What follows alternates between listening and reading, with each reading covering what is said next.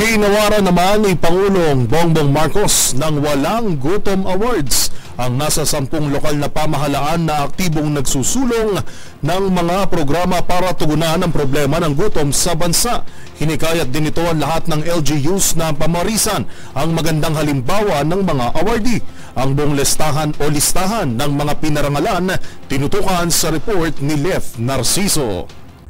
Pinangunahan ni Pangulong Ferdinand Marcos Jr. ang pagkilala sa mga lokal na pamahalaan na may natatanging mga programa para labanan ang kagutuman. Sa seremonya sa Malacanang, ginawaran ng Walang Gutom Awards ang 10 local government units.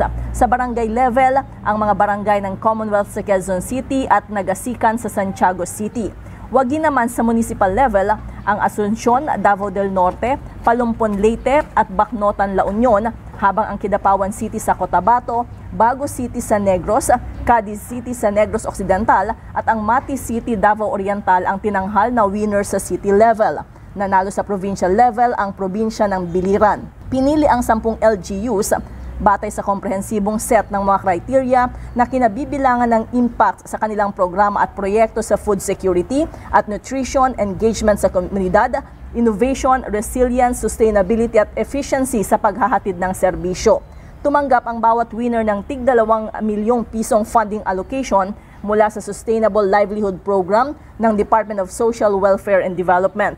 Sa kanyang talumpati, hinikayat ni Pangulong Marcos ang lahat ng LGUs na tingnan ang mga programa ng Walang Gutom Awardees para maipatupad rin ang mga ito sa kani-kanilang lugar. And I pray that this year's awards will also spur and inspire other LGUs to replicate your successes across the country.